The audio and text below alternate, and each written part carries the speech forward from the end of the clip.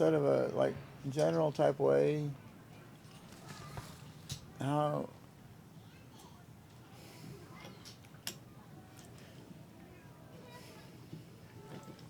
It's okay. It's okay. okay, sorry. How Krishna can become like your friend.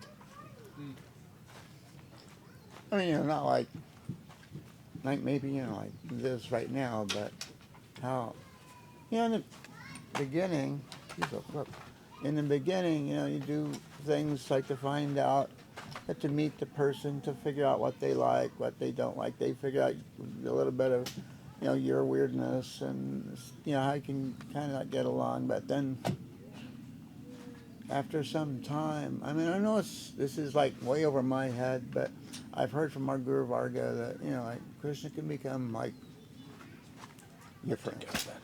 Got it? You did it? Hard to find a level place. Yeah, this isn't. Sorry. Sorry, Please, just feel comfortable. Don't worry about this. Okay. There's no mic, there's no chair. You're just here with your friends. Ignore that mic behind the curtain. Pay no attention to the clown behind the sunglasses. And stuff like that, like how by the there was a line in a film, I mean, like not a real substantial film, I suppose, made by the devotees about that same year, about 71, 72, and it said that they're talking about how, I mean, we don't do this in the Mott, because they consider it kind of like maybe too intimate or something, but Prabhupada did it with us just because we didn't know anything. We didn't have, there wasn't like a long tradition of Vaishnavism or Sahajis or this or that, the other thing. So there's a festival called Julian Yantra, and Julian is like a swing, and so then they and the ISKCON Prabhupada taught us that we'd make a little swing for the small deities, and everybody would. You remember this, right, Krishna Shrine? I do. I remember. And then you get up, and everybody could take a little pull on a ribbon or something, or just get them a little push like that, and the deities would swing. And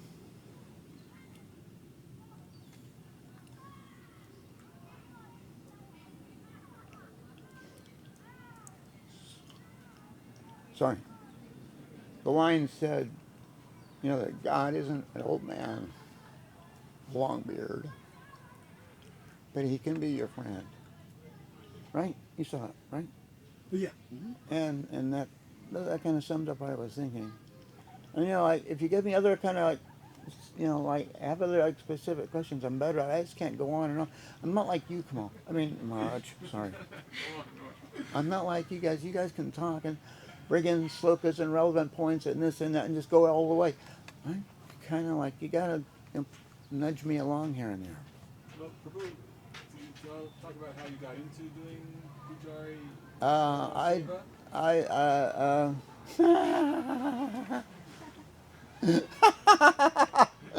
Yeah, well, after I got my first initiation and everything, and Prabhupada said, now you're no longer a hippie, you're a happy. He said that to a lot of people. But, yeah, now you're no longer a hippie. Oh, see, and this proves I can't be a Pujari. Because even then I went to take my beads like that, and Prabhupada did. Other hand. And so then they said, we're going to make you a Pujari. I said, oh, far out, what's that? And the rest is lunacy. Because then, I was the new kid on the block. I just started like cleaning the trays and putting away the clothes, and stuff like that. And the other Pujaris, they would leave their little like instruction sheets and stuff there, and nosiness would read them. So I learned how to do all this stuff then. And I would teach people, I became the guy that would teach the devotees that were going out collecting and stuff. I would teach them how to offer artik, even though I didn't have a second initiation yet. I would teach them how to offer artik. And this one kid would come to wake the deities on Sunday afternoon, and I would stand at the altar door, and I'd say, now do this, now do this, now do this, now do this. And then, long about, later on, Prabhupada came to town, and they gave me second initiation. And shortly after the fire jug, I said, okay, you offer artik. So Prabhupada said to you? Yeah. No, not Prabhupada. The devotees said something. Prabhupada didn't. Prabhupada gave me the thread. Okay. And he looked at me and said, this doesn't mean you are a Brahmin. This means you have a chance to become a Brahmin. And so they said, okay, here's your chance. Offer Arctic. And so then, of course, I wasn't, like doing groovy things at that Arctic. I was kind of shaking like a leaf on a tree. And saw Troop March had to come over and blow the shunk for him, and the shunk for me. And I was really like scared stiff the first few times I offered Arctic. And then they said, we want you to offer the Sunday Feast Arctic. I thought, I'm going to die. Because there's so many people. But then, and I was shaking along, like going along to the Gornatai and Kishore and Jagannath. And I came to, then you go back to Tulsi and turn around and offer to the assembled devotees. And I looked out and I realized that nobody here knows me, nobody cares. And then from that then the real lunacy began, because then, shortly after, the handkerchief toss and the spins and the shaking around and stuff like that began gradually. And that's what I mean, like Krishna can become your friend, because otherwise, the fly was, decided he's going to fly in and see why telling her to shut up. Because like once upon a time, Govinda Maharaj was watching me offer Artik, and he says, yeah, Ramai's Artik must be on the Raga Marg, otherwise it is not correct.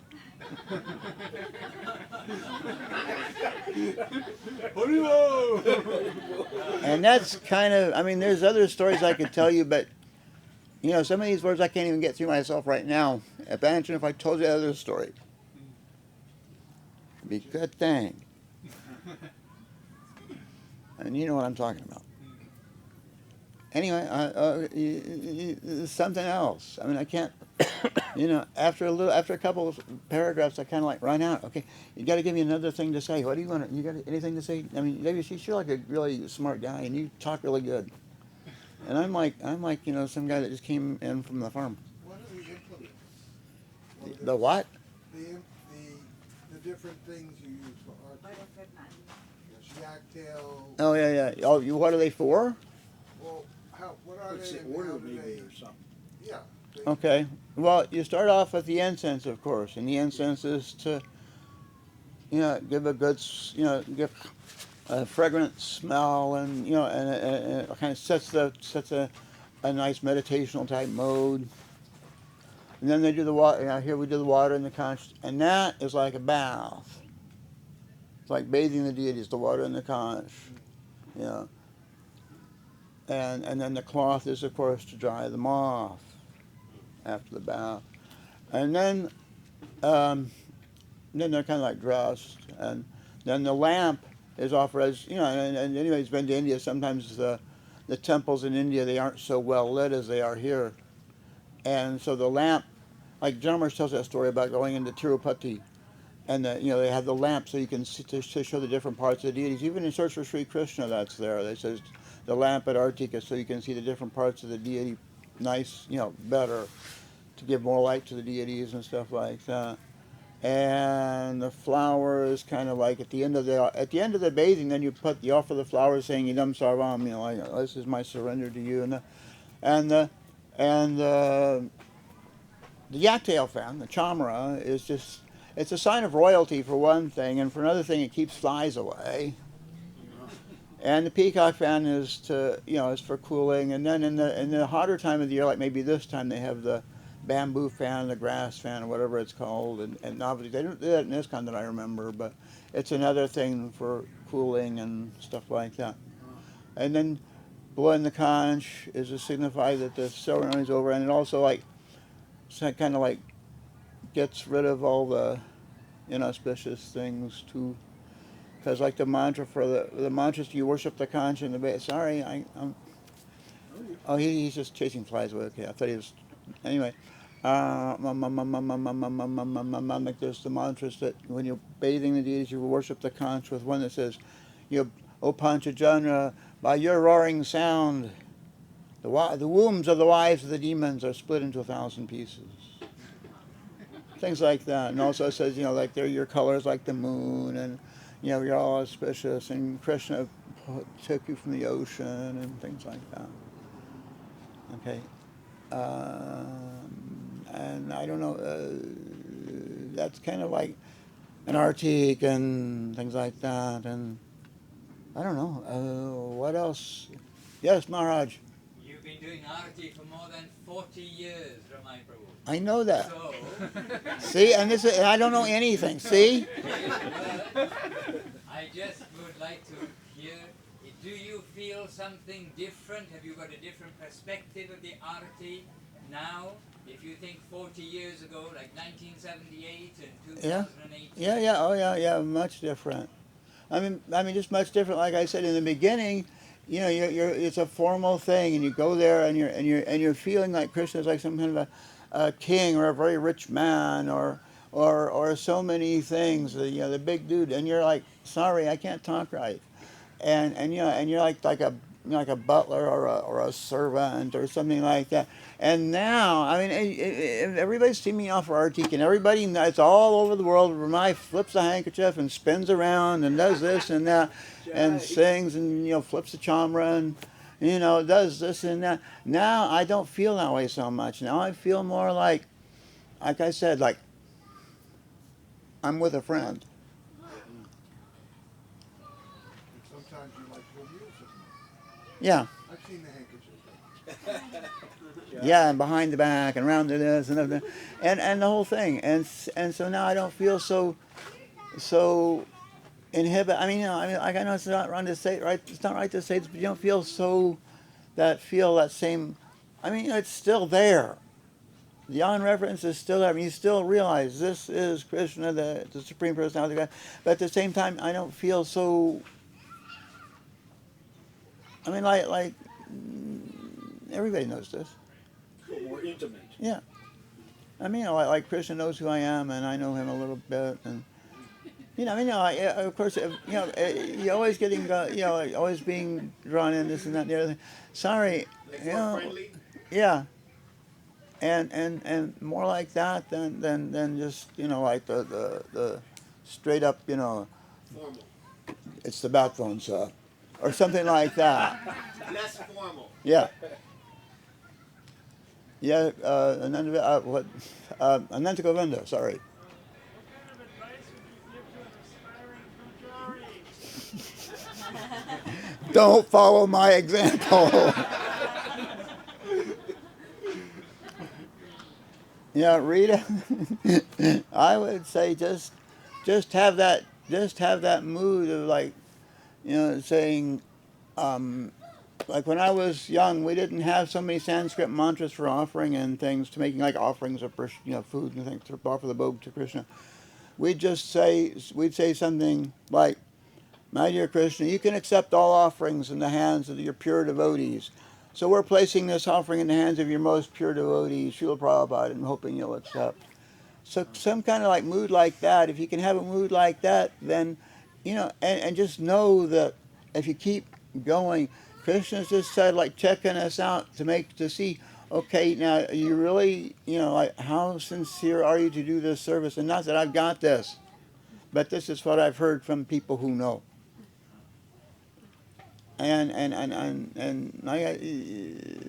that's kind of all I can't go any further. I come to an end. I'm not a polished speaker like some folks. you're a wonderful speaker. I don't know anything. I have a question. Okay, what? What's the worst thing that's ever happened to you on the altar? Like, Have you had any close calls, Like close calls like what? near disasters? Well, let's see. I can tell you all kinds of groovy little stories like that. Like one day I was waking the deities, we had candles on the altar. And and in the ISKCON you don't wear a shirt, you just wear chadar. Everybody knows what a chadar is, right? Okay. This morning somebody was saying, "Oh, you're chowder," and chowder. you have to wear your chowder? Yeah, and it fell down, and mine fell down into the candle and caught fire, and all my clothes caught on fire. I went, stop, drop, and roll into the Pujari room and took my clothes off and threw them in the sink. And we had chaudars for special guest star pujaris, and I wrapped one around me as a dhoti, and that was that. Let's see, one year after on Janmashtami, one year on Prabhupada's Vyas Puja, which comes the day after Janmashtami, I was offering an artique like in the afternoon, offering the evening artique. And by then, I'd been up for a few hours. Because, John Mastami is at midnight. The next day is Prabhupada's Vyas Puja. And in those days, I would get less sleep than I used to. And so when I was offering the lamp, and I was going, I kind of fell asleep, and the ghee wick rolled down my arm and caught my hair on fire. And one day I was offering artique in a similar situation, and I dropped the bell on my toe, which isn't there anymore. And there's kind of like a pool of blood there. And let's see, other little disasters. Oh yeah, I was cleaning the altar here once. I was in a different little step ladder, and I fell off, and I got 16 stitches. And there was blood everywhere again. And they ran me to the hospital and stuff like that. And let's see. There's been times, when the deity's outfit didn't fit right, it was missing something, and we had to run to the seamstress and say, "Hey, maybe we got to open the curtain and nothing," things like that. What was it, Sharnagi? Well, Matthew took it away. But how did you master the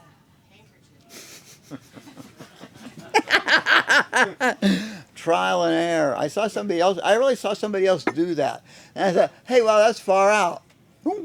So I was just like, and of course, and the thing that makes it a little harder is I'm handicapped, physically handicapped. I'm of the Southpaw school, Zerdo. And so to do this stuff like this, it took me a little while to learn to, be so fluid that way. And I can ring a bell with the best of them. But I can ring that bell, man. I mean, way back there in Bartholomew County was a little bitty kid named Archan Niketana. He never learned to read. He never learned to read or write so well, but he can ring that bell. Go, Robbie, go. So I see, this is what I break down to. I just tell you jokes and crap. I don't know anything. Yes, just come on. What's the difference between Acharya and Acharya? I don't know. None. I think it's just. I know. It's just, one's more Bengali and one's less. And anyway. And you extended it by saying Acharya like that. Anyway. Because I know you want me. Anyway. Yes, Kalindi. You pretend to be lighter and nothing, but you've been doing that for so many years with so much dedication. Yeah, right. So late, Yeah, sure. All right, sure, baby. All right. Yeah, sure, baby. Yeah, right, sure, baby. Right. Yeah. I've done it for a long time, but I don't know anything else. I don't know anything else, and it's just okay, so, I mean, that's, and I tell people, when Maharaj here was doing his deity worship book, I said, look, the only thing I know about deity worship is I show up every day. There you go. That's the only thing I know. Anything else, any resemblance between me and a pujari is an accident.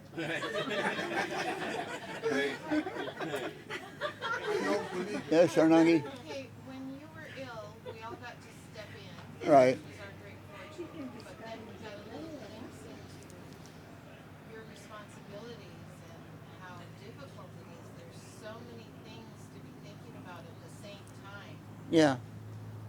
How do you focus? Like, what do you focus on? It's like, there's the mantras, the activity, and the food, and what are you thinking when you're doing all that? I know it's got to be something special, because how can you do this for over 40, 45 years? Well, I just kind of, I don't know, it kind of, at first, like I said, it was more mechanical, okay, 4, 1, 2, 3, 4, 1, 2, okay, time. Okay, good. And got it done in that 20 minutes and a half or whatever was the appointed time. But And I mean that was, like in the beginning we didn't know any other mantras or anything like that. And then gradually as the mantras began to introduce, I began to think, okay, you chant the mantra, Sarva Mayigante Deva Devashish and stuff like that. And you begin to think of the translation, oh beautiful bell, you are dear to the God of God, Sri Krishna. And it all began to like make sense and fit together. And then I would think, well, what is going on here? And I think, well, and I just offering the article and things like that. And then as I started to bathe and dress the deities, then I began to think, oh yeah, see, this is like when you're bathing the deities. Then you put the clothes on and then you show them. And it just kind of like all at once. It just kind of like, I don't know. It just like they give the example of like when you look at the flower and it just keeps opening and wider and wider and wider. All these things they're coming in the seed form when like they tell you, like they say when Guru gives you the Gayatri or the Hare Krishna mantra, he gives you like this, plants the seed, and it gradually grows and it flourishes and all this fun stuff. And if I could talk, see, it wouldn't be so weird. But the same thing happens when I started offering Artik. It was like the seed form of all this stuff, of like that. You go through the formal stuff and just remembering, okay, this. But gradually, then it becomes more, and within your heart. One devotee was once saying, first you preach to somebody to do the deity worship, and then the deities kind of take the role. They started to preach to you and teach to you things, and there are, it's just, and you can see little revelations coming here and there, and it's coming from Krishna and this and the other thing, and I don't know. I mean, this is the best as I can do. I can't talk and give you like a whole. It's just that's about as good as I can talk, about as good as I can speak. Yes. Could you tell us about? You told me that one time about buying the little lamp for the offer, but I don't want to see it. I want you to kind of express that story about. I don't remember. You have to give me a little more to go on. How you had said, that the one Pujari had told you. You mean like get a flashlight or something for the deities at night? Yeah. Oh yeah. Like they said I was in Navadweep and I was asking the older Pujari. I don't remember what his name was. Not Bude, but before him, Lakshmi Narayan or something like that. You remember? Yeah, Lakshmi Narayan. And he said something like, like when you put the deities to bed at night, leave them a flashlight so if they have to get up in the night, they can see where they're going. And he said if a flashlight's too expensive, then leave a match. And so now, that's why sometimes if you come in at night, especially in the evening, or even in the wintertime, I suppose, when the sun's kind of down, you can see there's a little glow behind the altar because I got to stick in nightlight now. Cool. For that purpose, so they can kind of see where they're going if they have to get up.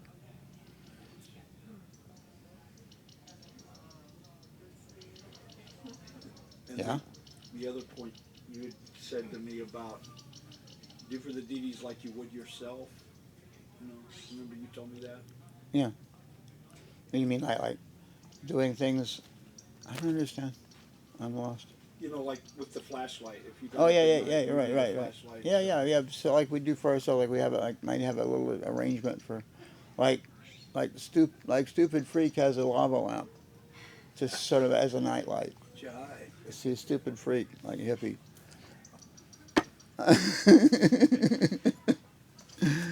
Okay, Mia, you look like you had a question. What was going on?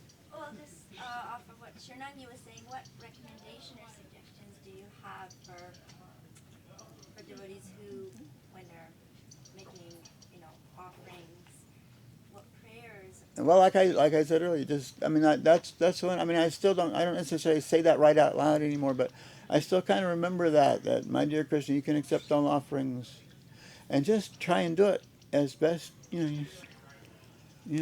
like in Salt Lake City, I believe it was that Charma says, just like he's a member of your family. Like if you go out and buy yourself an apple, buy one for Mahaprabhu too, and stuff like that. And my dear Krishna, please accept. We'll place this offering in your hands, your most pure devotee, and hope you'll kindly accept. Because like we can't really. Krishna's a hard guy to please. But, sorry, you see, I can't talk right. No, you're good. You're good. I can't talk right. and so that's why we have like Guru Dev to help it to like, we hope that he'll understand us a little better. Like when you go to the mud or something, you'd have like somebody like there'd be like Sagar Maharaj or Goswami or something. And it kind of like, because Guru Maharaj would, somebody would say something like, I talk like I am now, and Guru Maharaj would look at Goswami or something and say, what does he say? Because he couldn't understand the way we speak and things, but the other devotees could, and so that's why we have like that's why we place our hands in our offerings in Guru Dev's hands, our hands in Guru Dev's offering. Wake up, Arch, and then as because he can take it and purify it. He'll take it and make it right. He'll take like he sees he carries what he preserves what we have and carries what we lack, like Bhagavad Gita. Look at that. That's almost like a verse. See, and I can't talk right. Yes. Are there official mantras that because I've never gotten any when making offerings. I would love that. Well, there's the thing we do on the altar. You offer the deity a seat. You first purify some water. Idam asanam. And you to purify the offering for the deity to sit on. Then you wash his feet. Tapajam. Then you offer him water clear in his mouth. Idamachbaniyam. And then depending on which offering it is, like at noon you say Idamana Vayanjana Paderakam Saravam. And then the Mula mantra for the deity, which is Claim Krishna Anamaj, Ramai, kind of this stuff.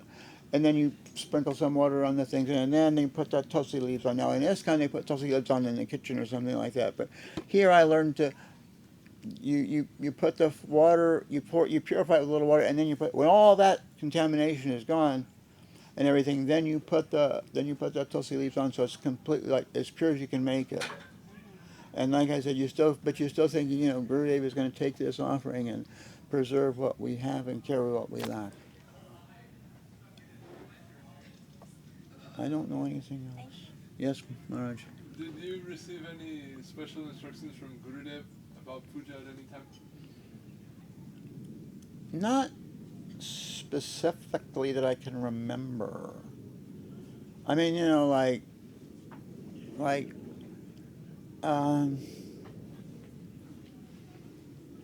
can't really remember anything. I mean, that I didn't already really know.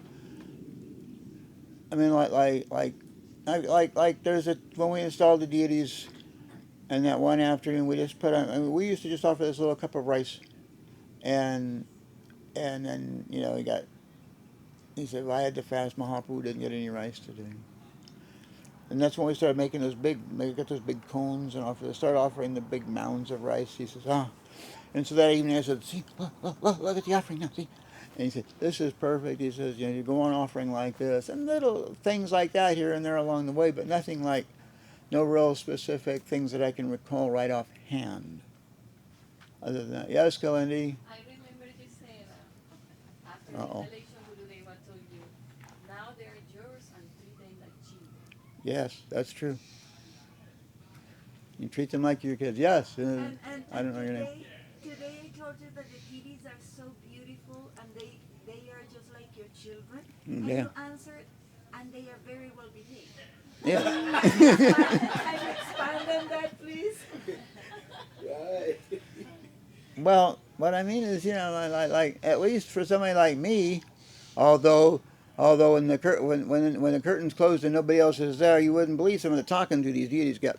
But they don't, like you guys. I don't have any experience of kids and girlfriends and stuff like that.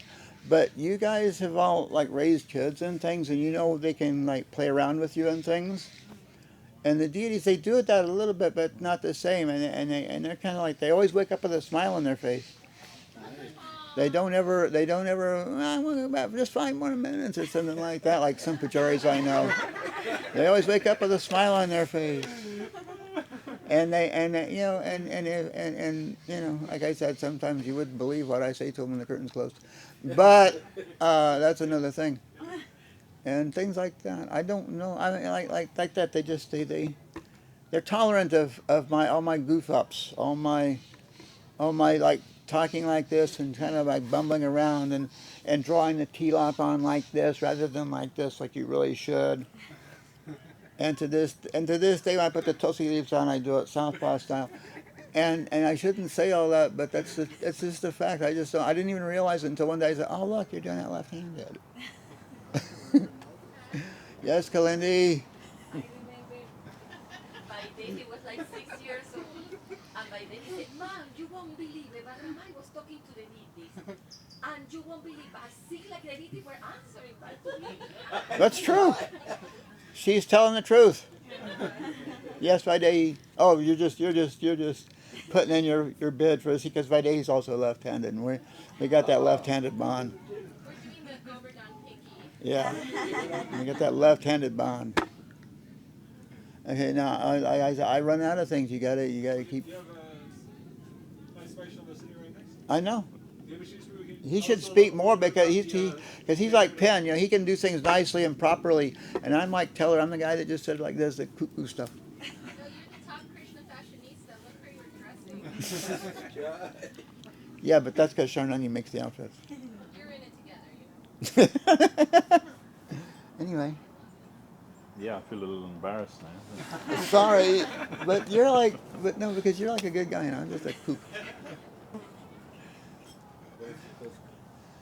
Anyway, I guess the reason I'm sitting here next to Ramai, because Ramai's famous all over the world as the Pujari of our mott, and I guess the reason I'm here is because after we established the London Chaitanya Saraswat mott, then Guru Maharaj wanted to install Radha, Govinda and Mahaprabhu there, and he did. So in 1985 he sent Guru Gauranga, Radha, Sham Sundar, and they were installed there, and I was their first Pujari. Previously I was in ISKCON also, and I was the Pujari in ISKCON. Then I at Bhaktivedanta Manor, Radha Gokulananda, and at before, now they have Sitaram, but they weren't there when I was the Pujari. And at that time before that they had Chaitanya College, this big stately home, and there was Panchatattva, big Panchatattva, and Jagannath Baladev Subhadra on the Rath car, and the Panchatattva dancing in front of the Rath car. So I was Pujari there. And I learned ISKCON style, how to do that. And so then everyone knew that I was a Pujari from ISKCON, and then when Guru Maharaj wanted to install the deities in London, they said, okay, you can do the puja there. But Guru Maharaj wanted that I would do it like Chaitanya Saraswat Mat way, rather than the ISKCON way. It's more or less the same, but some differences. So then I was sent to Navadvip to learn how to do that. And of course, in my young and naive, I went there thinking that I was going to go on the altar and do the puja to Guru Maharaj's Thakur there in Navadvip, Gandharva Govinda Sundar too. And so then the Pujari, when I went there, the head Pujari, his name was Advaita Das Babaji, but he didn't speak any English at all. So and the second Pujari, his name was Prapana Krishna Brahmachari, who is now Bhakti Prapana Tirtha Maharaj. Anyway, Guru Maharaj said, okay, Prapana Krishna Prabhu, he will teach you puja. So I'm getting ready, everything, thinking I'm going on the altar. And then Prapana Krishna Prabhu, Tirtha Maharaj, he led me to his room, and in his room he had a blackboard with a chalk he did a stick Mahaprabhu and stick Krishna and stick Radharani, and he taught me with the stick men, lords. So, and I was very upset. And Srila Govinda Maharaj, he saw I was upset. Then he told me, Prabhu, don't worry. There's two things. One is Lakshmi Varahadev. They are on the altar here, and only like a born Brahmin can do their worship. Okay, first thing. And then second, he said, and if the local people, they hear a Sahib, white man, is doing the puja here, they'll come with a mob to the gate. So, okay. And, like in the 1980s, things were very different than they are today in India. So in Navadvip especially, there was no internet, mobile phones, everything. So, we're talking about a jungle village, more or less, right? Like one of my god brother and sister, they came from London and they're crossing the river on the boat, and they were a married couple, but his wife, she's half Indian. Her father's Indian, her mother's English, but she looks like pure Indian facial and color and everything. But she was wearing like jeans and a t-shirt. And when they came across the river, the other women on the river, they all tried to push her in the river because they thought she was a prostitute. So, and that means I'm just trying to illustrate like how the attitude of people at that time. So you can understand if suddenly they hear at Sridhar Maharaj's mott there's a Westerner doing the puja there, then they would come with a mob to the gate. So anyway, I was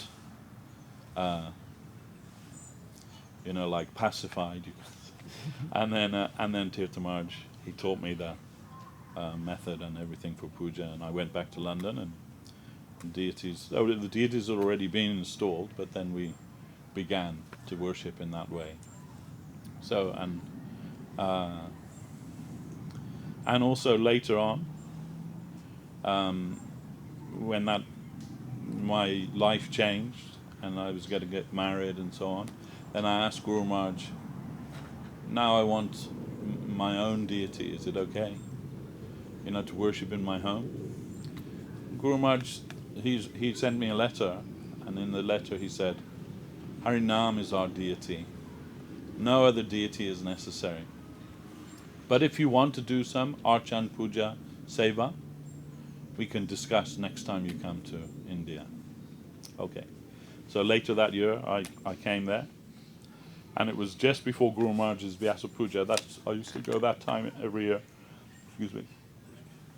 And that's also around the same time as Govardhan Puja. So I thought, okay, I'm going to mention to Guru Maharaj about this, and I asked him, Maharaj, in the letter, I reminded him about the letter, and then he just said to me, we will think. And then I thought, okay, I'm not going to push it any further. If he doesn't say anything more, I won't ask anything more. Then it was the morning of Govardhan Puja, Anukut, and after Guru Maharaj's lecture, we all went back to our room. And then, about 10 minutes later, Badrinaran Prabhu was Guru Maharaj's secretary. He came up looking for me. Guru Maharaj is asking for you. Oh, okay. So I went back and I went up to Guru Maharaj's room, and he's sitting on that chair with the big, the big wooden hands. What's it called? An English Oxford chair or something? I don't know. But anyway, then Guru Maharaj sitting there, and on one of the arms, there's a white cloth on there, and on there was small Govardhan Shila and Radha Kund Mala. So then I came and I sat in front of Guru Maharaj, and Guru Maharaj said, oh, you wanted to do some Archan Seva in your home? Yes, Maharaj. He said, my Guru Maharaj liked that his householder devotees, that they would worship Giriraj Govardhan. Okay. Then I was a little afraid then. I was thinking, like Gornitai, something simple, and I'm thinking, oh, Sheila, that sounds serious to me, Oh, yeah. Then I said to Guru Maharaj, how do I worship him? And Guru Maharaj said, it is heart. And I thought he said, it is hard. I said, it's hard? And I'm panicking now. And Guru Maharaj said, no, it is heart. Krishna likes hearts and not so much brains. And I thought, oh, that's good then. That's my case. So then Guru Maharaj said, his worship is very simple. Only you have to offer some tulsi and water every day, it is sufficient. Okay. Then I said, and shall I bathe him? He said, no, it is not necessary. He said, if you want, you can do. Okay. And I said, but whatever I begin, I must maintain that. He said, no, it is family deity. Then according to the necessity of your family, you can do like that. All right.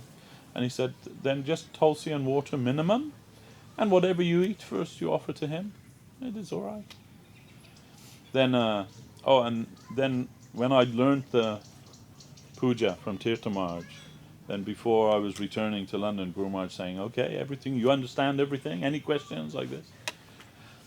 And I'm like, no, I was very shy to ask Guru Maharaj anything.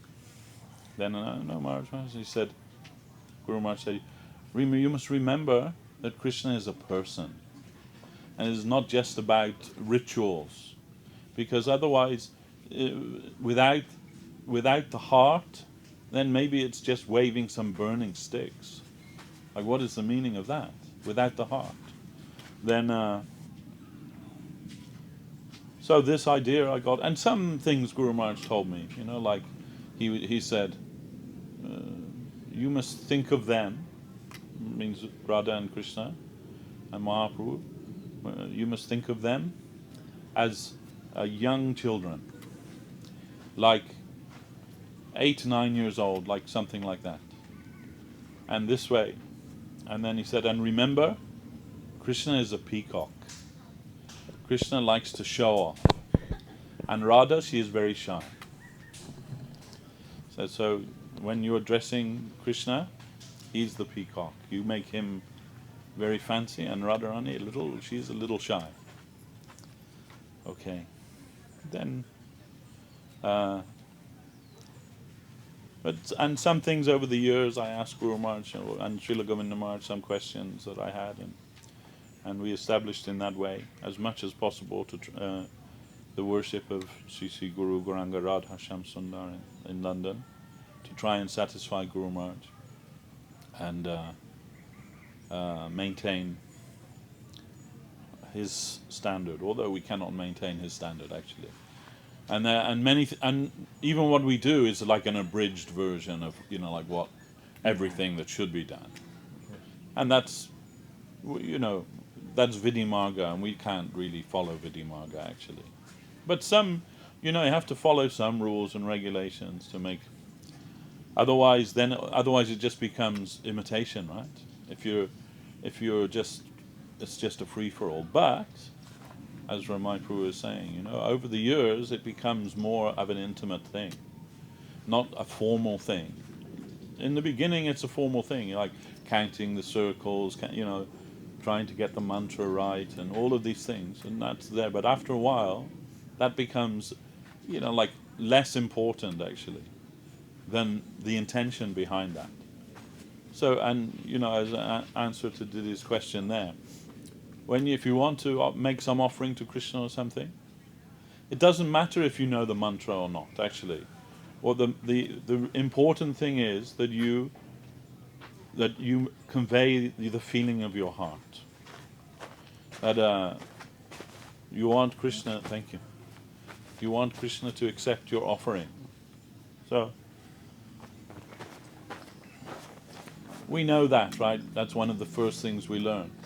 That Prabhupada's example, that the Brahman may pronounce the mantra perfectly, and the uneducated man may make a mistake in his pronunciation. But Krishna accepts the devotion, the heart of the devotee, and the pronunciation, that is secondary. But also Guru Maharaj said when we perform our Archan Seva, it makes the devotee can make him very exacting in his service, that he wants to get it right. But we are worshippers of Krishna, and not Narayan. Of course we worship Narayan, but I mean to say in a formal sense. The worship of Narayan, that means very strict rules and regulations. And if anything you do wrong, some punishment will come to you. But Krishna is not like that. Krishna is not punishing. Krishna is overlooking so many things and tolerating us in so many ways. Otherwise, why he'll stay? We shouldn't think that Krishna's an idol on the altar. Krishna's a person, fully independent person. If he's not happy with your service, he can go somewhere else. or he can get somebody else to do that service. He has that power. So we can say, that when we see someone is serving Krishna consistently in this type of service for so many years, that means Krishna is happy with that service. And necessarily some feeling will come in you. Otherwise you won't be able to keep doing that service. And I've seen that in our mott. So many who have tried to do that service, it becomes, even if in the beginning it wasn't, it becomes like a mechanical, ritualistic thing. They can't maintain that because there's no heart there. You have to develop a heart. This is, as Prabhu was saying, this is your best friend you're dealing with. So, like one time when Gurudev was in London, and the pujari then was doing the puja, and the bathing, everything was a little late in the morning, and Gurudev saying, "Why are they doing this time? Don't they know that Krishna should be in the pastures by now with the cows?" Like, this is no time for that. He should have been ages ago, his bathing and had his breakfast and be out in the pastures by now. So Gurudev seeing in another way. Prabhu, how do we develop that heart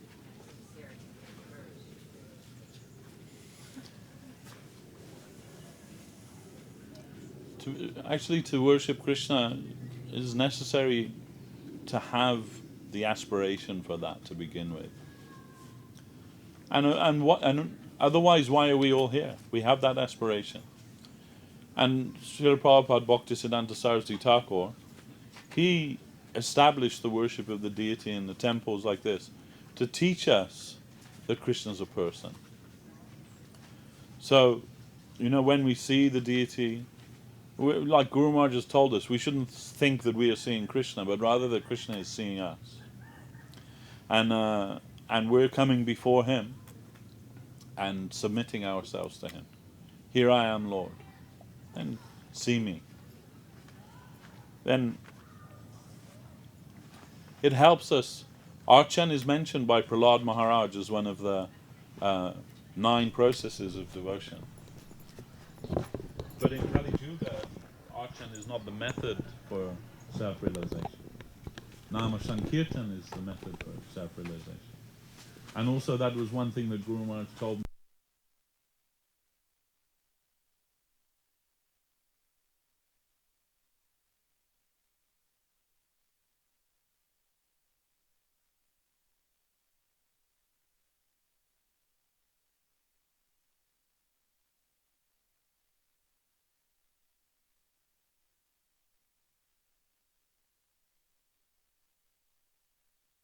Krishna's name, they are the same.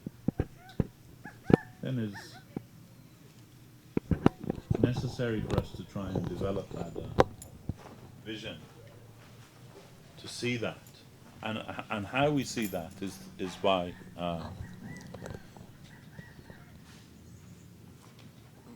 understanding from our gurus how we should see Krishna, how we should understand Krishna. Like Guru Maharaj used to say sometimes the devotees, they're coming and without even stopping to make their obeisance to the deity, they're going straight to see their Gurudev. And someone will say, "Oh, why they're doing that, not like offering respect to the deity like this," and so on. Because the eye to see the deity, we get that through the Vaishnava. Guru Maharaj asked this question to one of the devotees, the pujari, when he was visiting the mott and before he joined the mission. And they asked the pujari, like, why are the devotees not here? If Krishna's here in the deity form, why the devotees aren't here with him? And why your guru is not living here with Krishna, in this room with Krishna? Why is he in a room up there? And the pujari said, yes, Krishna is there in the deity, but Krishna is more present in the heart of the devotee. Actually, means from our point of view. It doesn't mean that Krishna is not fully present in the deity. He is, but we cannot perceive that in a full way. But we can see that, and we can get the eye to understand, to see the deity through his devotee. His devotee who is always engaged with him. Then he's not seeing any difference between the Lord and his form. We are seeing that. We see Krishna, and through whatever level of devotion we have, we understand Krishna is here. But we're not seeing Krishna here. But through our devotion, we understand Krishna is here. And Krishna accepts our offering and so many things. And that'll be different according to the level of the adhikar of the devotee. But Gurudev, the real devotee of Krishna, he doesn't see the deity as being the emblem of Krishna, but he sees Krishna. Like Mahaprabhu sees Krishna. When he doesn't see Jagannath as that awkward form or anything like that, the wooden form. He sees Krishna. Nanda Nandana, Brajendra Nandana Krishna. So, and that vision we worship. And the proper understanding of how we should approach him in his Archa Vigraha form, we get that from Guru and Vaishnava. So, it is very good for us to worship the deity of Krishna. It is very purifying. It helps to remove the anarthas, in the unwanted things in the life of the devotee, and helps us become serious. One of the serious things about deity worship is, and it's a really serious thing, is that it's forever. Once the deity of the Lord is established somewhere, that's forever. It's not just for now, it's forever. And if you think about that, that's a really serious thing. That's going to be, when we're dead and buried, must go on. And our responsibility is to make sure that goes on. That, like service responsibility, that's been given to us by our Gurudev. We have to make sure that goes on forever. As much as that's within our power to do that. We have to accept that responsibility. And it's a big responsibility. You shouldn't just go to the market and buy a deity just because you think it's the fashionable thing to do. Or, it would look nice in our house on the... it's a serious thing. Even the household deity is a serious thing. If it's going to end up just packed in a box, put away somewhere, better not to begin that. As well, we need to take the permission of our Gurudev before we do that. Take the permission of the Vaishnavas before we do that.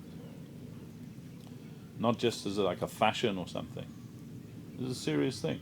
That's why when we come to Chaitanya Saraswat Math, we saw, it's not that everywhere there's like pictures of Krishna on every wall, and where there is a picture of Krishna or any worshipable, they're worshipping that. Some cloth is given, some garland is given, some puja is given, because otherwise Krishna is not a decoration for our house. Krishna is Krishna, he's a person, and we have to remember that and try to relate to him in that way. So, for preaching and so many things we may present in a particular way. But we heard from Guru Maharaj that even when, they made some like diorama exhibition of different Leela of Krishna and things like this, and he said when they were dressing them, Bon Maharaj was dressing the dioramas, and to fix the clothing, he's pushing the pin into the clay of the, and Guru Maharaj gave objection. No, this is not proper, Maharaj. And Bon Maharaj saying, no, it's not. It's just like a model, We're just like making some. And Guru Maharaj said, no. And wherever the form of Krishna is there. And he and Saraswati Thakur supported Guru Maharaj. Yes, it is correct. Guru Maharaj said, I couldn't bear it. He's pushing the pin straight in there. Anyway, So, it's a serious thing, the worship of the deity of Krishna, but it's a very wonderful thing also. It's very enlivening and purifying, and it can be very joyful to worship Krishna in this way.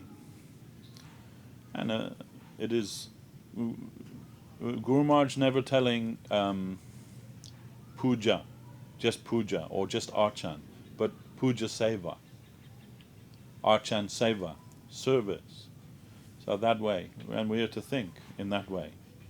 And it's not just that we take the food and we offer it to Krishna, then it's prasadam, it becomes purified.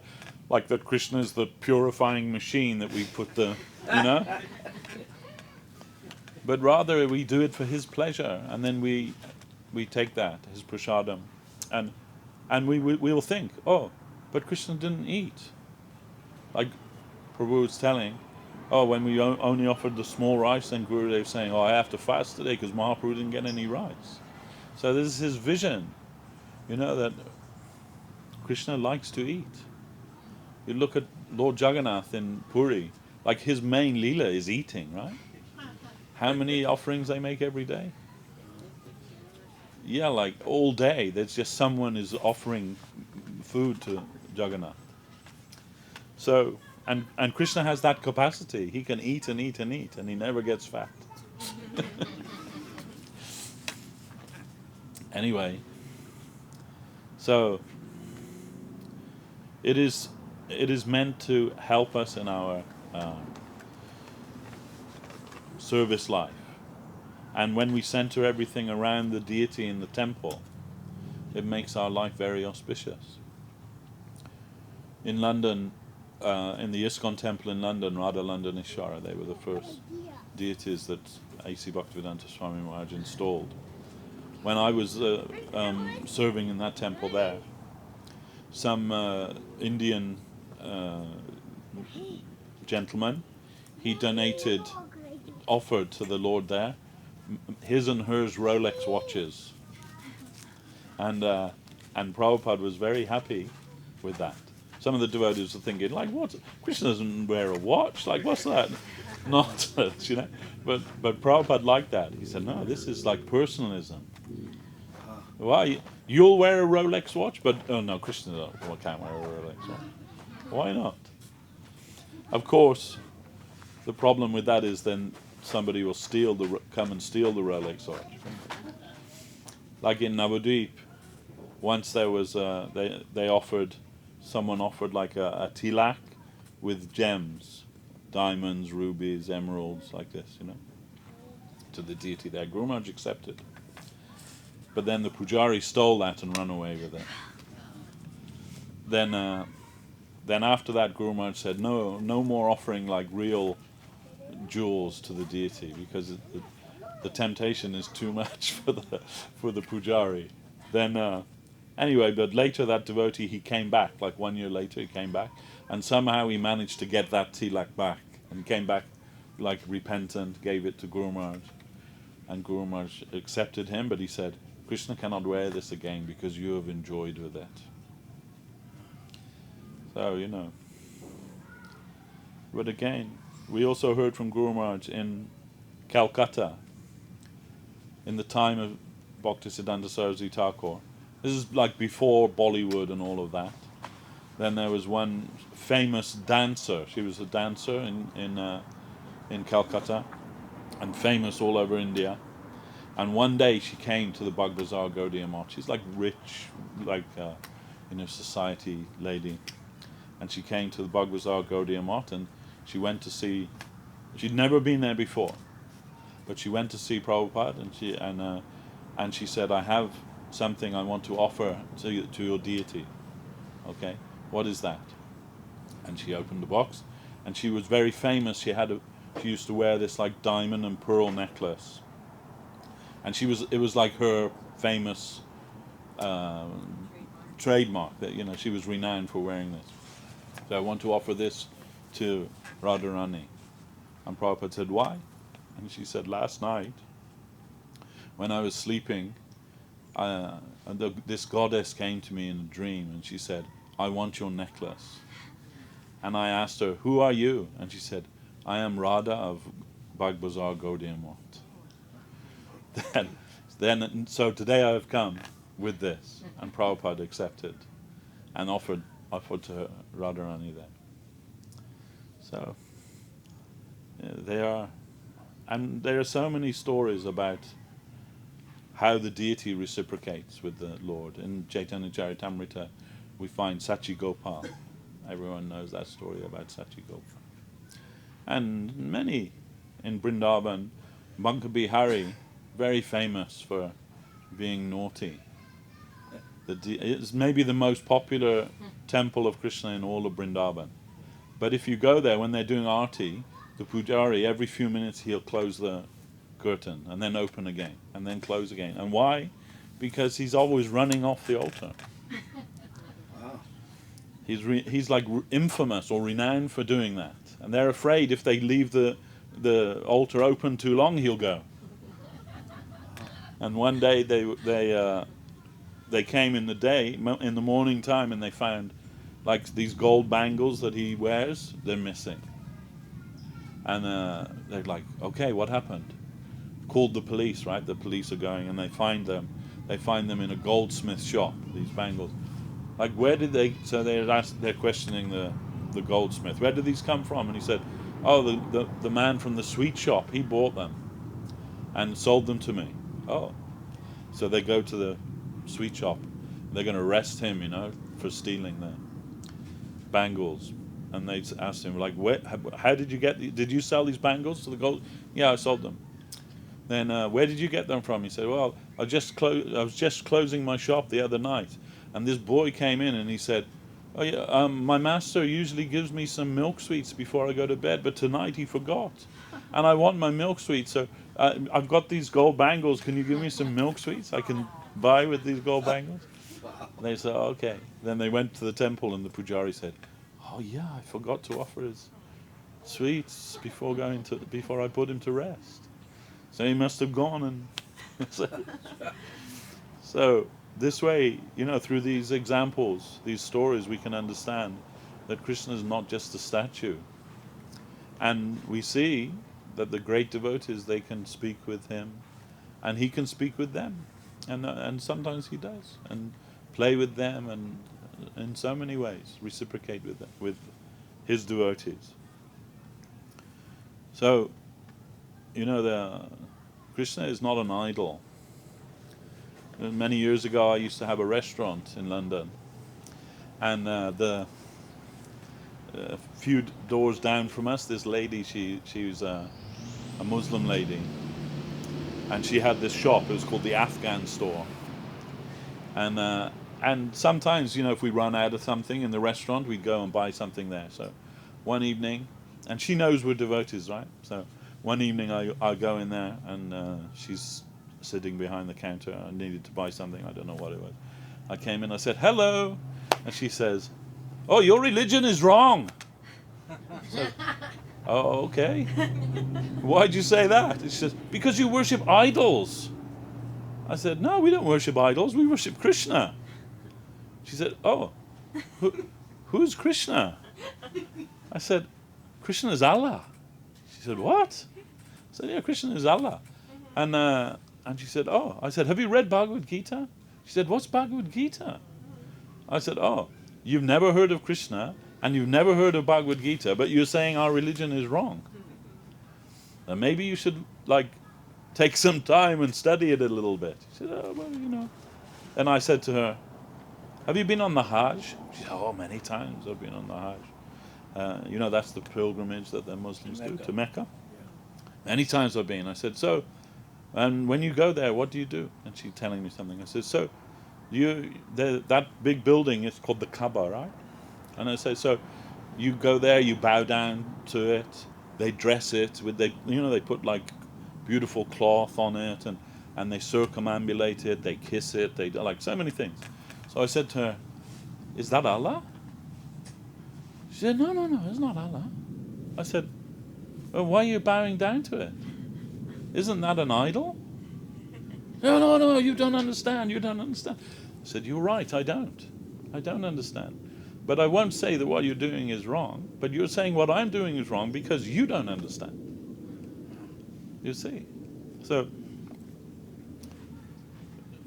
people see the form of the Lord in the temple and they think idol. But what is an idol? That is the first question. And Bhaktivinoda Thakur has given many explanations about that.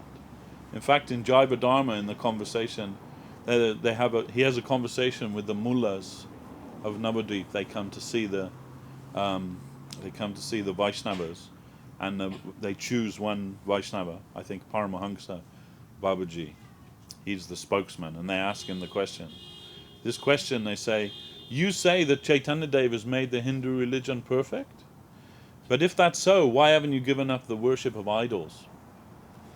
And Babaji Maharaj, his reply is, first of all, he says, what's wrong with worshipping an idol, first of all?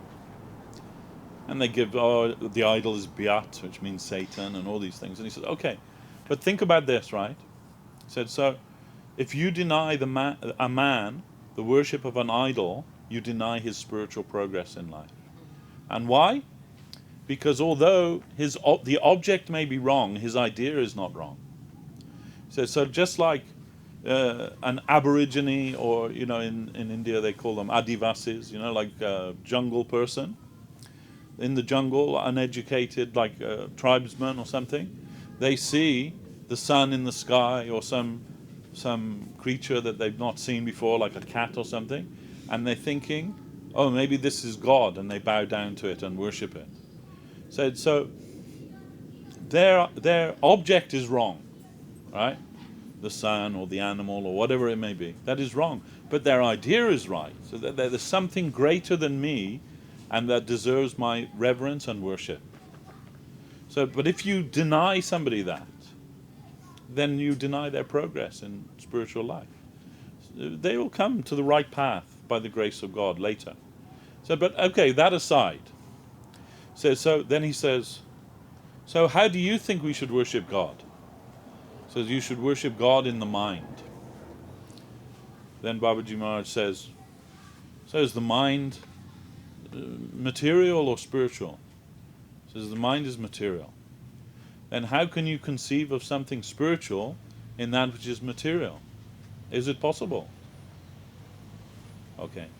And he said, so what you are thinking about when you're trying to worship God in the mind, you're just conceiving of something very vast, like space or ether or something like that, and you're just making an idol out of that and worshipping that. Is it not? But the worship of the Sri Murti, it is a totally different thing, because it is the ancient sages. They prayed to the Lord for a vision of him within their heart, and he showed himself to them in their heart, and they gave some expression to that through literature, through sculpture, through art. This is how the Lord looks in his transcendental form, and they've made some emblem of that, the Murti, and we're worshipping that. So that is not idolatry.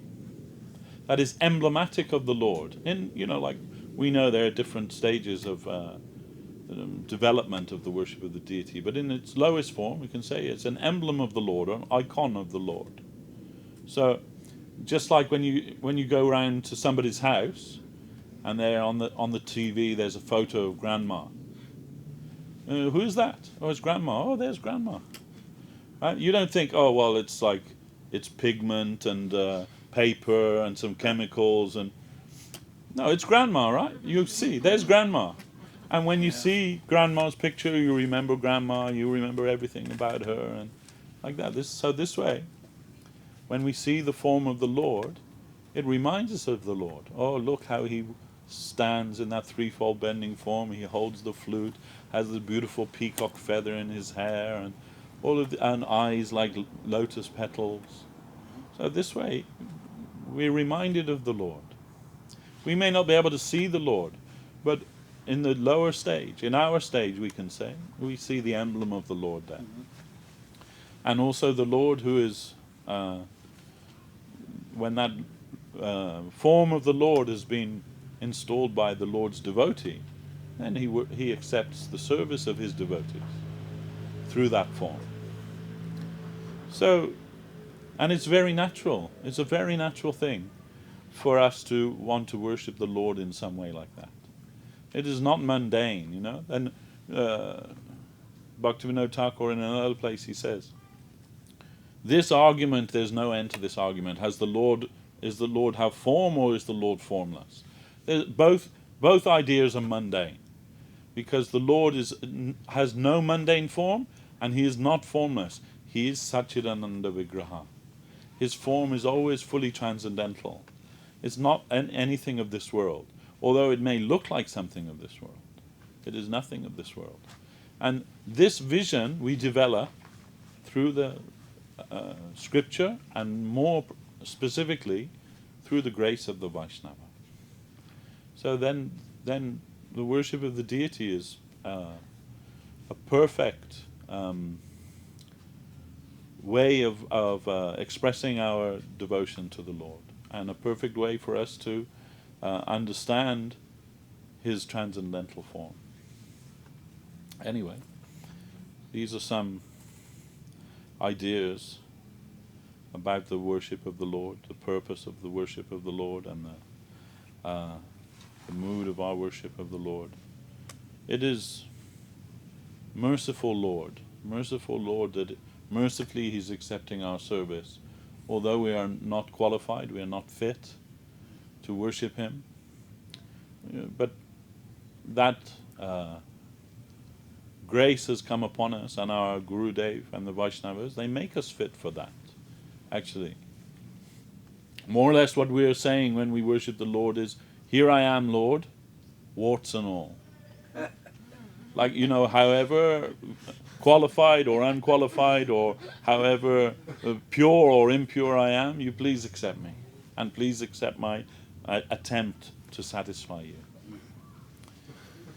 What else can we do? We can only be who we are, right, and try and offer ourselves to the Lord. And will he say, you know, I can only accept if you're born in this line and this gotra and this place? And no, that is nothing to him. That is nothing to him. We cannot, no one can show any qualification in front of the Lord. There's nothing you can say that will impress him. Nothing you can do that will make him say, oh yeah, okay, come on. No, there's nothing. Rather, the inverse is true. The more that you genuinely feel, I'm really not qualified to do this, the more he's attracted to accept your service. When that's genuine, when that's real. That's actually the qualification for worshipping the Lord. It's like the inverse qualification. Is your feeling, your real feeling of disqualification. In spite of my disqualification, I've got no choice. I must try and do this. For your satisfaction, for the satisfaction of my Gurudev. And Krishna accepts that. That's why Guru Maharaj said, it's heart. Krishna wants the heart. So, Guru Maharaj, another time he said, Krishna's a collector of hearts. Harvester of hearts, you can say. So, you know, then that's all we've got, actually. We've got nothing else to offer to him. We only have our heart. You know, what is most precious to us, we try and offer that to him. Anyhow, does anyone have any questions about that or anything else? Fully satisfied. Yeah. Right. You reminded me of that sentence. I think Goswami Maharaj says, like, give heart and get heart, but the Lord's heart is not an ordinary heart. Yeah. How kind that he hears that. That he accepts anything. In Gita, Krishna says that, right? Just a flower, a fruit, a leaf. If you offer it with devotion, I'll accept it. You don't have to know any mantra or anything. Just a simple thing, right? The child doesn't know how to speak, but when they offer something to their mother or father, they accept. When I was a kid, we used to go on holiday every year, and the first thing we would do once we'd like set up wherever we were going to be, my father would take us to a gift shop, and with our pocket money, my brother and I, we'd buy some gift for my mother. And it'd be something stupid, like a chalk dog, or like like greetings from Barry Island or something like that. And she's still got those things on her mantelpiece at home from when we were children. Like, that meant so much to her.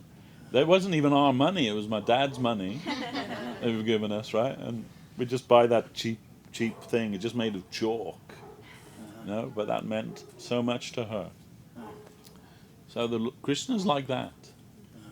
He doesn't demand that you offer your weight in gold. Some places they say that, right? You offer your weight in gold, or your weight in flowers, or your weight in fruit, and you'll get your heart's desire. If you all of these things, but Krishna's not interested in that. Just a tulsi leaf, then that'll outweigh everything. If the devotion is there, it is so nice. It's so nice.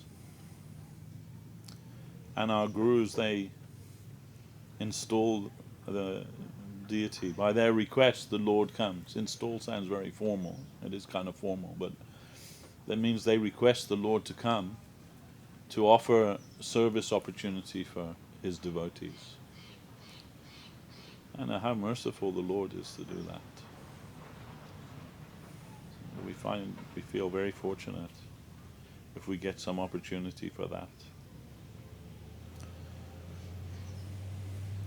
So, if anyone is aspiring to be a pujari, that should be their meditation. That we are very fortunate to get an opportunity to serve them in this way. To serve the Lord in a very intimate way. You can imagine? Can you imagine you rocking up to Buckingham Palace and saying, I want to take, Prince George and feed him and dress him and look after him and, do all the... They'd lock you up, wouldn't they? They think you're crazy. You're not going to do that. But, but the Supreme Personality of Godhead, he allows us to do that. He allows us to do that. It is inconceivable.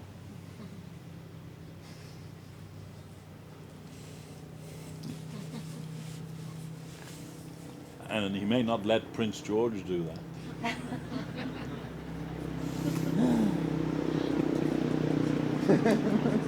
Even Meghan Markle. Yeah, or even Meghan Markle.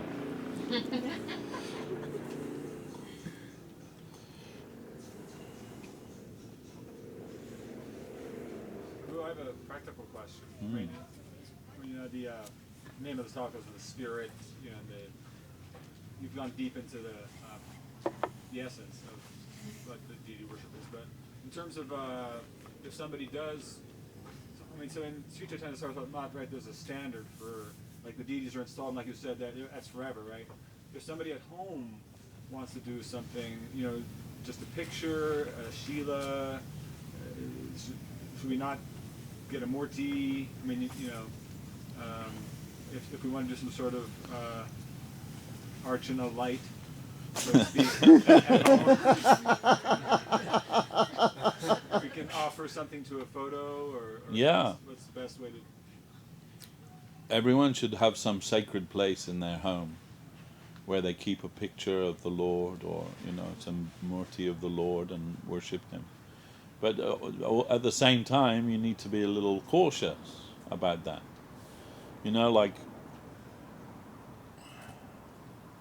For example, one time when I was in Navadvip, some devotees, they came with a big bag of Shalagram Shilas. And they brought them up to show Guru Maharaj. Guru Maharaj is sitting there, and I don't know what they thought he was going to say. Jai, So they got this big bag of Shalagram Shilas, and they came up, And they said, we've got something we want to show you. Okay. Then they opened them up, and Guru Maharaj was like, wow. Okay. And then he says, what are you going to do with them? And they said, oh, we're going to take them home and worship them. And Guru Maharaj said, I can't allow that. I'm sorry. Wow. You have to give them to me. And Guru Maharaj took them off him. They weren't expecting that, you know. They'd just been up to Gandaki on an expedition to like get all these Shilas. They're going to take them back wherever they came from, to their home, and make the altar, you know. Then anyway, they left without their cargo, and for days afterwards, Guru Maharaj is like, what am I going to do with these Shalagram Shilas? Like he's asking everyone that's coming there, what shall I do? And then finally somebody said, someone can take them back to the Gandaki. Guru Maharaj said, yes, that's what we should do. Who will do that? Madhusudan Maharaj was there. He said, I can do that, Maharaj. Guru Maharaj said, okay, when can you leave? Tomorrow. Okay, we'll go tomorrow. Then the next day, Madhusudan Maharaj trekked off to the Himalayas, to Nepal, where they were from, and placed them back in the river. And Guru Maharaj felt some relief for that. Then I'm sure Maharaj would tell you, and won't mind me telling you the tale, and he'll forgive me if I don't get all the details completely right. But anyway, when he came back, he came and Guru Maharaj asked him, okay, everything all right? Yes, Maharaj said, I think I made some offense to the deity there. And I said, what makes you think that? I said, I've got this big boil on my leg. And I think some reaction. Guru Maharaj said, what offense you made? He said, well, sometimes because I'm traveling alone, so then sometimes I have to go to the bathroom. I have to take them in with me into the bathroom. Oh, he said, and I felt really I never kind of thought about that before I went, and felt like I make some big offense. Guru Maharaj said, in the course of your service, that may not be offense. And he said, in the Ramanuja Sampradaya, it was the custom that after taking sannyas, the sannyasi would be given a shalagram shila and would wear that in a pouch around their neck and go wherever they would go. And he said one day, one Ramanuja sannyasi, when he was traveling, he was taken short, and finding a place nearby, he put his cloth over his head and he's going to the toilet, but keeping the shalagram round his neck. So at that time the king came with a hunting party and saw him there, and he recognized the shalagram shila and arrested him, took him back. Then next morning the king was going to give like capital punishment to him, maybe cut his head off or something like that, for offense to the Lord. Then he said, do you have anything you want to say in your defense? Then that sannyasi said, when you were with your hunting party, you were riding your horse, sometimes did the horse raise its tail and pass stool when you were on his back? He said, yeah. He said, did you cut your horse's head off for the offense? You are representative of God as the king. Isn't that a big offense for the horse to pass stool while carrying you? Then said, okay, you're free to go. Guru Maharaj told that story to Madhusudan Maharaj. So anyway, my point is, a picture of Krishna or a picture of the temple deity or something like that, that's very nice. But if you want to actually worship a deity, then you should discuss with a Vaishnava what the practicality and not just for some kind of fashion or something, We see that actually, the Lakshmi Varaha Shila that's installed in Navadvip is very fierce. His nature is very fierce, and he was previously worshipped by a householder Brahmin, and that Brahmin was suffering so much because he couldn't worship properly.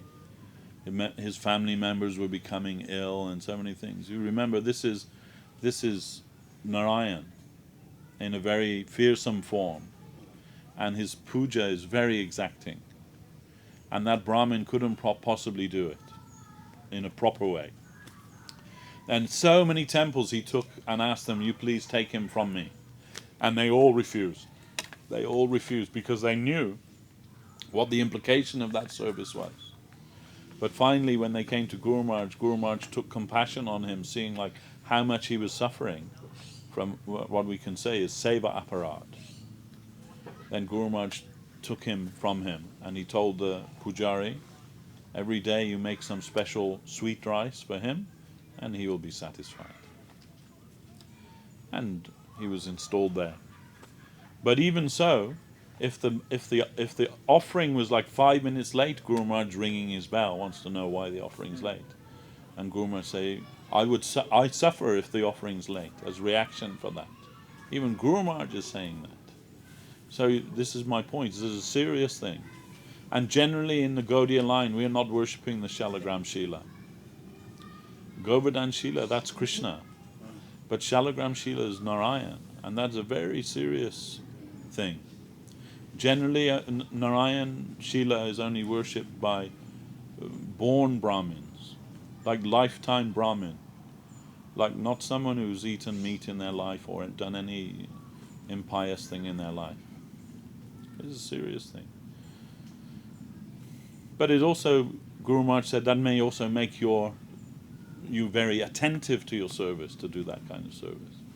But it is not for everybody. So, Guru Maharaj would say, you have to cut your coat according to your cloth. What kind of cloth you have will determine what kind of coat you can have. So, like how much you're able to digest that, you need to know that. Better to err on the side of caution in these things. And Krishna is very merciful Lord. He's always giving another chance to us. And even more merciful than Krishna is Mahaprabhu, Nityananda Prabhu.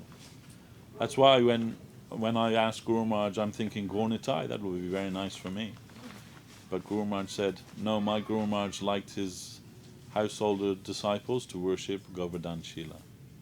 And I was very afraid. But Guru Maharaj said, no, this is not the same as Gandaki Shila, this is Govardhan Shila. Krishna is so merciful. Then we can worship him. Happily we can worship him. And he's very tolerant, very merciful. So, yeah, I think it's important for everyone to keep some sacred place in their home and worship their Lord. And if you can't come regularly to the temple that you regularly go to, worship their deity, their photo of their deity, photo of their lordships. That'll be very nice. That'll keep you connected with your temple and with your Lord. And when you come and see him, it'll be very nice.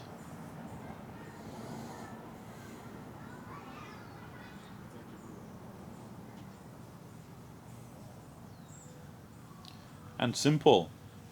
Household worship is very simple. And one thing I want to say is just a very, maybe a little intimate thing, but we heard from Guru Maharaj, and I think it's important that everybody knows that. That, like for ladies, that there's some restriction about worshipping the Lord when they have their menstruation. In the temple, if the ladies are worshipping in the temple, by the way, which Guru Maharaj allowed that, not in India obviously, but everywhere else, Guru Maharaj was in support of that. Why not, if they can do that? But one lady, our god sister, Guru Maharaj also gave Govardhan Shila to her. And she asked him, well, like, what do I do when I have my menstruation? Then I should not worship him? And Guru Maharaj's reply was, when Mother Jashoda has menstruation, she doesn't feed Krishna on that day?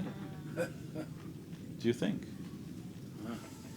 So, it is not like in the temple, maybe some physical purity is necessary there, but at the home, what is necessary? The Lord is like your child. Then you go, oh no, you're not having anything to eat today, darling, I'm afraid, You're going to have to wait 3 days, then you can have something. No, of course not. So you have to be practical. Guru Maharaj was an eminently practical person, and always seeing everything in a very personal way.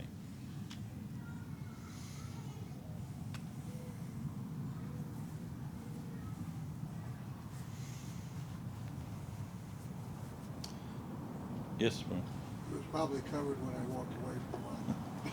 It's just a small question.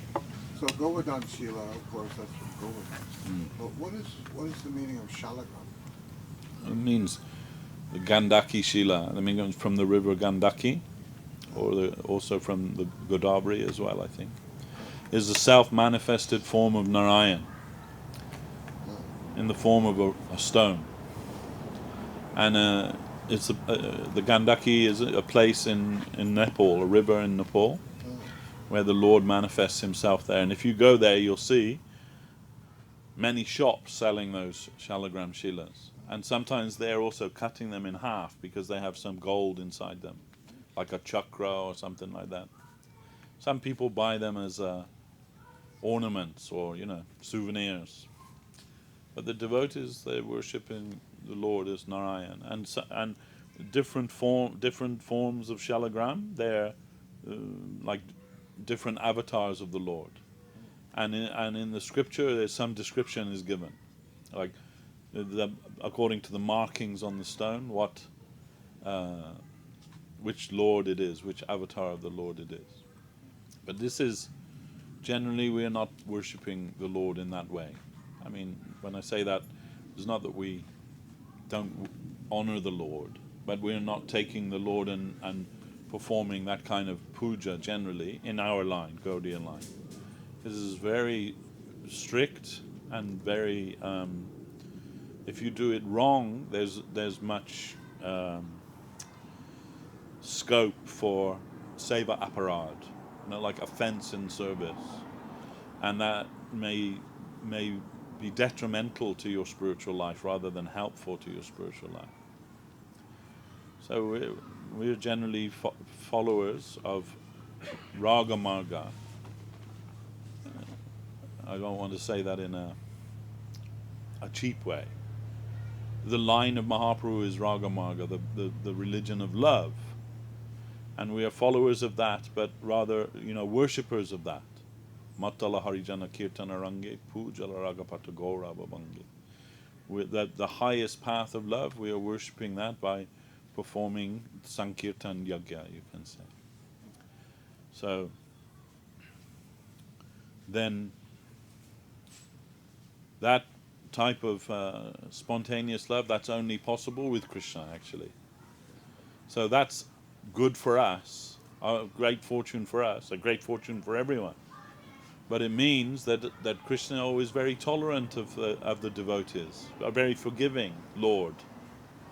You see, like, we understand, right, in Krishna's pastimes, sometimes his cowherd friends, they're eating something. Oh, Krishna, this is so nice, you try. And Krishna likes that. And sometimes Krishna's stealing from their plate something and eating that. But in Vaikuntha, with Narayan, that would be like a big offense. To offer or half-eaten something to Lord Narayan, impossible. But Krishna likes that. Not only likes that better to eat somebody else's food than his own food. So, it's not that we were imitating that. We're not saying that we're on that level. But that's the Lord that we're dealing with, if you like. The manifestation of the Lord that we want is that Lord, that Krishna, that merciful Krishna. And that means that Krishna is not looking for, the expert Brahmin. He's not looking for the expert Brahmin to worship him. He's looking for the beautiful heart of the devotee to worship him. That's what he wants. So that's our great fortune too, that we don't have to be afraid of him. You know, that's people say that, right? He was a God-fearing man. Okay, but that, and maybe the religion of the masses is fear of God, but the religion of the saints, that's love of God. So we're interested in that. And really that's only really possible with Lord Krishna.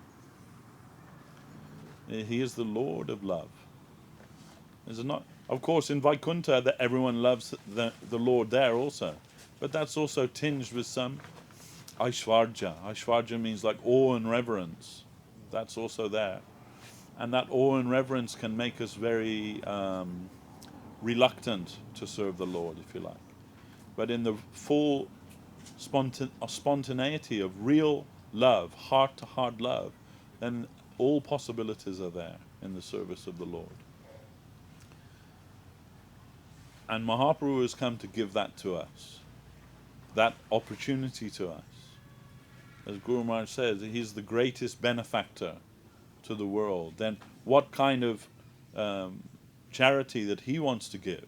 That won't be like ordinary charity. That'll be, his coin is the highest coin, the greatest coin. So, you know, then it's a kind of a paradox in one way. You know, from the external point of view, we may be disqualified in so many ways. But from the ultimate point of view, those disqualifications are almost what make us qualify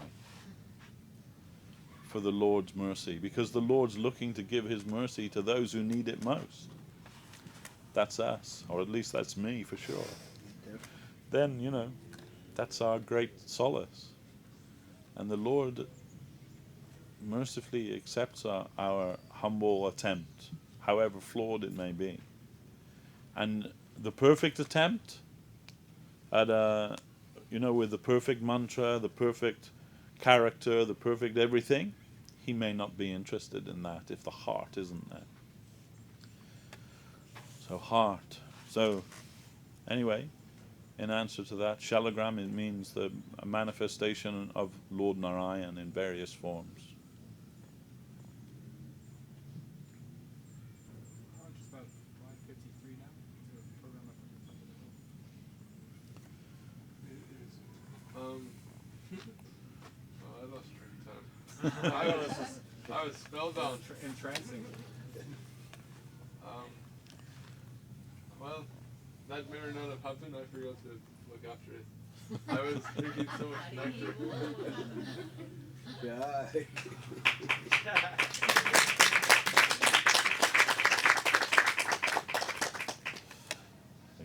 Well, we'll have Arati in the temple at 6:30, which is in a little over half an hour. So maybe we could just conclude here with a little kirtan. Yeah, why not? Could someone grab the I thought I saw Sudarshan Prabhu heading up the hill. maybe it happened. Maybe it happened anyway. Oh, okay. I didn't check. Is that supposed to happen at 5? Yeah. Once I had a Shalagram, I wrote to Ramai and asked him, if you worship, if you become pure Tasties worship, the rules and regulations of Shalagram, Yeah. you'll be hurled down to that country. Wow. I said, I've been down so long, it looks like up to me. Okay. Alright, well, maybe I'll run up and see.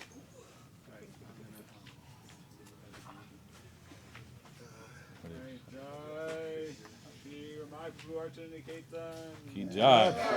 Devashish Prabhu ki Jai. Jai. Hare Is the drums coming? You can start if you like chanting. Okay.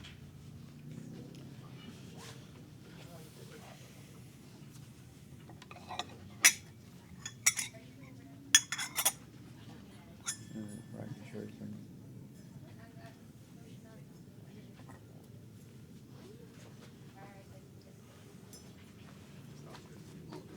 Bhaja Shri Krishna Chaitanya Prabhu Nityananda Shri Krishna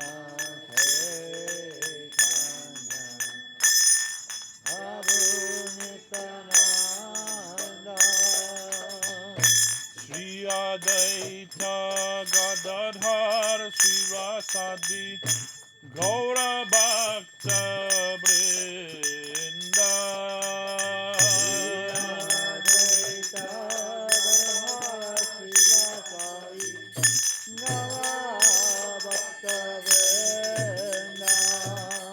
Shri Krishna Chaitanya Prabhu Nityananda Shri Krishna Chaitanya Prabhu Nityananda Shri Advaita Gadadhar Sivasadi Gaura Bhakta Vrinda